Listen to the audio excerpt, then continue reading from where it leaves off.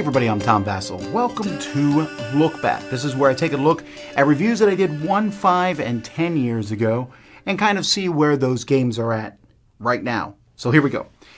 First of all, let's take a look at last year. Just a few games. Farmini. This was our Farmini. I'm not sure how to pronounce it. A little game about building a farm, Carcassonne style. I think it's meant for kids. It's too lucky, unfortunately. Hexplore the Valley of the Dead King. Now, this is the first in a series of 4. There's 3 out right now. A 4th one's been published.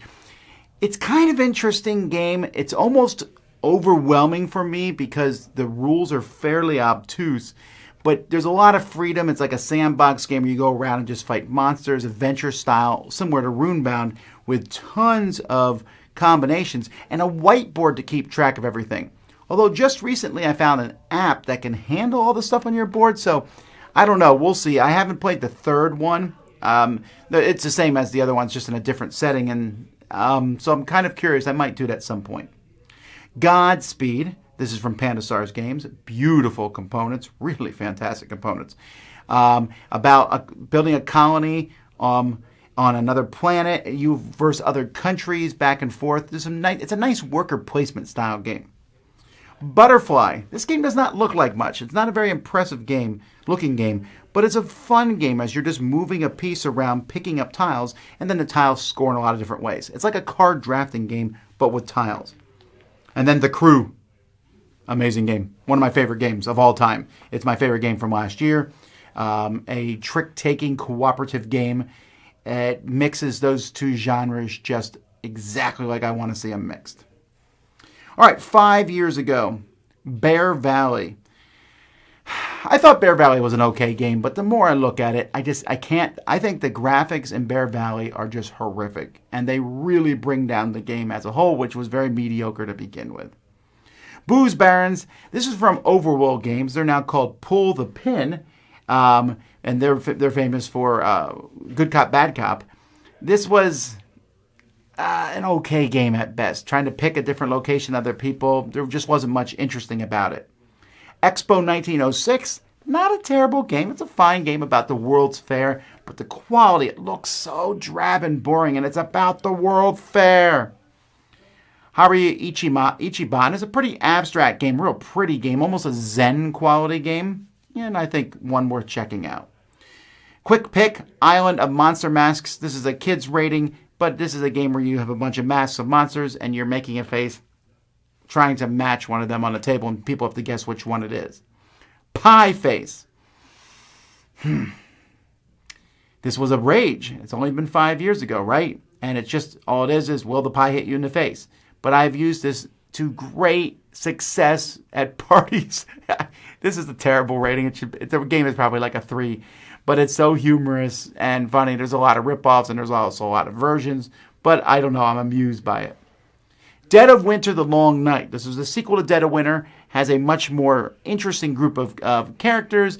Adds a few, in my opinion, extraneous rules. This rating might drop a bit as my rating for Dead of Winter is going down a bit because I'm not sure I want to play this game as much as I sit there and think, whew.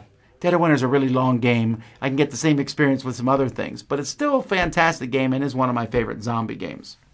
And Escape from the Aliens in Outer Space. This was the Osprey version I reviewed, and it's a fantastic game.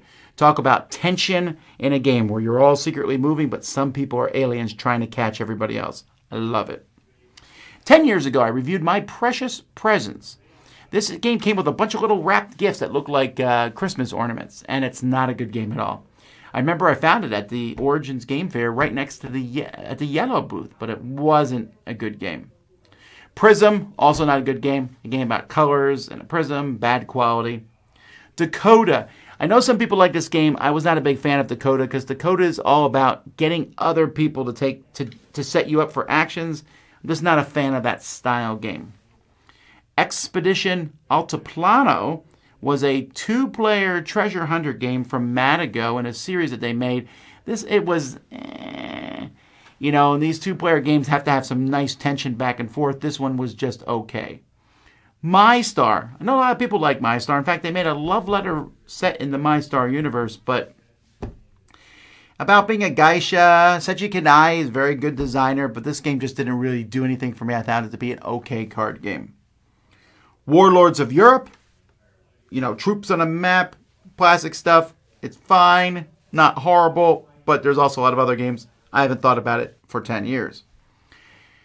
Chaos in the Old World. Now, we took a ton of grief for our review of this because when I played the game, I said I did not like the fact that the board was on stretched human skin. I found the theme to be extremely dark. I just didn't like the theme. And that knocked my review down a point. I think the game is fine. It's a little overwrought, and frankly, Blood Rage has completely obliterated me from wanting to play this game from the same designer.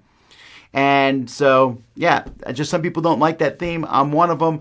But I do get this is a good game. There's a lot of really cool things in it. I know a lot of people love it. It's in the Dice Tower library. It just wasn't one that thrilled me. Musketeers du Roi, or the Three Musketeers. This is one of the earlier cooperative games before with the mass glut of them. And this one, 10 years later, is pretty clunky. I gotta drop it. It's just not as smooth as the other games. Joe Name It. A really simple little pocket party game. Gotta name a few things. Silly, fun, and I like the portability of it. Mansions of Madness. Now, this is the first Mansions of Madness, so I almost want to put this and say it was a 7 that turned into NA because I'll never play it again. It was fun. There's a lot of good things about it, but the second edition just completely obliterated the first one. Barons. This is from Cambridge Games, who did Glory to Rome. This is a multi-use card. There's a lot of things I like about it, but again, I look at it, the clamshell packaging, it just doesn't look that great anymore, so I'm dinging it a bit. On the other hand, Haggis has gone up for me. This is a ladder climbing game, similar to Teach You, but this one's for 2 to 3 players, and you know what? It works really well. I like it better than Teach You. And Seven Wonders. I enjoyed Seven Wonders when it came out, but as expansions are being added, and as I just keep playing it over the years, my liking of it has just gone up a bit as time goes by. This is a classic game that is still a lot of fun to play. A lot of games have found their backing and background from Seven Wonders, a very, very popular game.